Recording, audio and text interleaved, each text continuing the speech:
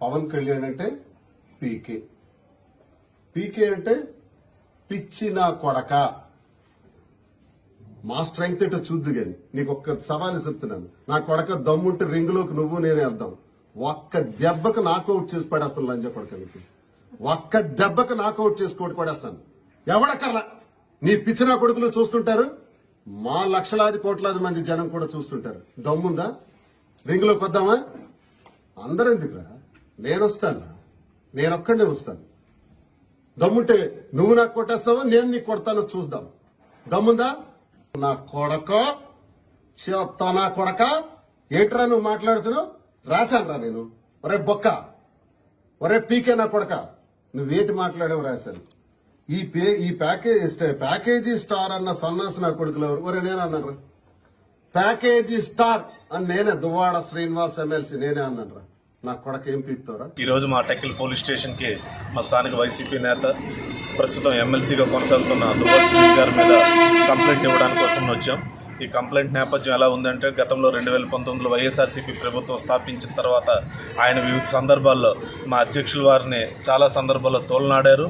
ఆయన వ్యక్తిగత ప్రతిష్టను దిగజార్చుతూ మాట్లాడిన ప్రతిసారి కూడాను ఆయన 3 పెళ్లిళ్ళ మీదనైతేనేమి, ఆయన వివాహ సంబంధాల మీద, అలాగే పబ్లిక్ లైఫ్లో కూడా ఆయన్ని చాలా కించపరుస్తూ ఆయన మాట్లాడిన విధానాలు ఉన్నాయి. వాళ్ళ తల్లిగారిని కూడా ఏ రకంగా దూషించారన్నది మా కేవలం టెక్కలకే కాదు, 2 తెలుగు రాష్ట్రాల్లో ఉన్న ప్రతి ఒక్కరికి కూడా తెలుసు. అలాగే ఒకనొక సందర్భంలో వాళ్ళు మాట్లాడిన మాటలను ఖండిస్తూ మేము ప్రెస్ మీట్ పెట్టిన తర్వాత ఆయన మా పార్టీ కార్యాలయం మీద కూడా దాడి చేయించారు. ఆ రోజు కూడా మేము వచ్చి స్థానిక పోలీసులకి కంప్లైంట్ ఇవ్వడం జరిగింది. కానీ దురదృష్టవశాత్తు ఎవరు ఆ కంప్లైంట్ మీద రియాక్ట్ కాలేదు. కంప్లైంట్ మీద కనీసం మేము అనుమానితులుగా ఎవరి పేర్లు అయితే పేర్కొన్నామో వాళ్ళని కనీసం పోలీస్ స్టేషన్ పిలిపించి విచారణ కూడా చేయలేదు. కాబట్టి మరి ఈరోజు నిన్ననే స్థానిక పోలీస్ శాఖ వారు ఆ అనుమానితులందరి మీద కూడాను 41A నోటీస్ ఇవ్వడం అనేది జరిగిందన్నది తెలిసింది. కాబట్టి ఇప్పుడు మేము గతంలో దువ్వాడ శ్రీనివాస్ గారు ఏదేదైతే మాట్లాడినారో మా అధ్యక్షుల వారి మీద, అవన్నింటినీ కూడా వీడియో రూపంలో పొందుపరుస్తూ వారి మీద శాఖాపరమైన చర్యలు తీసుకోవాలని కోరుతూ ఈరోజు టెక్కల్ నియోజకవర్గంలో ఉన్న ఈ పోలీస్ స్టేషన్కి అయితే వచ్చి కంప్లైంట్ ఇవ్వడం జరుగుతుంది. దీని యొక్క ముఖ్య ఉద్దేశం, రాజ్యాంగబద్ధమైన పదవిలో ఉన్న ఆయన రాజ్యాంగం కల్పించిన హక్కుల్ని కాపాడుతారని చెప్పి ఏ రకంగా మా అధ్యక్షుల వారిని సభ్య సమాజం తలదించుకునే విధంగా కామెంట్స్ చేశారో ఆ కామెంట్స్ అన్నిటి మీద కూడా విచారణ జరిపించాలని, అందుకు తగ్గ శిక్ష ఆయనకి పడాలని కోరుకుంటూ ఈ కంప్లైంట్ ఇవ్వడం జరుగుతుంది. ఈ సంఘటనలు జరిగి చాలా గత నెలలు కాదు, సంవత్సరాలు కూడా జరిగింది.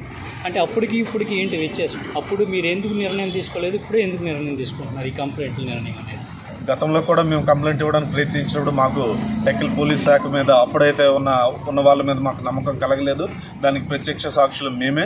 మా పోలీస్ స్టేషన్ మీద దాడి జరిగిందంటే నన్ను కూడా బయటికి వెళ్ళనివ్వకుండా రాత్రి 9:30 వరకు ఇక్కడే పెట్టి, అక్కడ సీసీటీవీ ఫుటేజ్ ఉన్నది గణపతి టూల్స్ దగ్గర మా ఆఫీస్ దగ్గర అని మీరు వెళ్ళి చెక్ చేయండి అంటే కనుక వాళ్ళని స్థానిక వైసీపీ నాయకులు వాళ్ళని బెదిరించి కొట్టి షాప్ క్లోజ్ చేయించి వాళ్ళు బయటికి వెళ్ళిపోయినంత వరకు కూడా మమ్మల్ని ఆ రోజు స్టేషన్ నుండి బయటికి వెళ్ళనివ్వలేదు.